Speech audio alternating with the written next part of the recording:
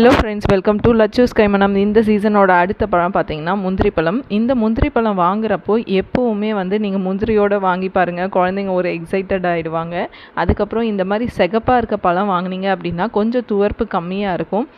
இந்த orange colour yellow கலரில் இருக்க பழம் வாங்கினீங்க அப்படின்னா அதில் கொஞ்சம் துவர்ப்பு அதிகமாக இருக்கும், குழந்தைங்க சாப்பிட மாட்டாங்க. ஸோ இந்த பழத்தை பெரியவங்க எப்படி சாப்பிட்லாம் அப்படின்னா, கட் பண்ணி கொஞ்சமாக உப்பு மிளகாய் பொடி சேர்த்து நீங்கள் மேலே தூவி சாப்பிட்லாம். ரொம்ப நல்லா இருக்கும், உடம்புக்கு ரொம்ப ரொம்ப நல்லதுங்க இந்த பழம். டயபெட்டிக் பேஷண்ட்ஸ் எல்லாம் நிறைய சாப்பிட்லாம் அப்படின்னு சொல்கிறாங்க.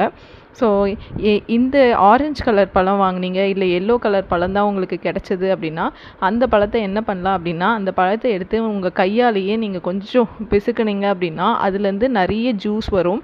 ஸோ இங்கே பார்த்தீங்கன்னா நான் செய்ய ஜூஸ் வருது பார்த்தீங்களா. இந்த ஜூஸில் நீங்கள் லைட்டாக கொஞ்சம் உப்பு மிளகு, நீங்கள் வாட்டர்மெலன் ஜூஸ் போடுவீங்க இல்லைங்களா, அந்த மாதிரி பண்ணி குடிக்கலாம். ரொம்ப டேஸ்ட்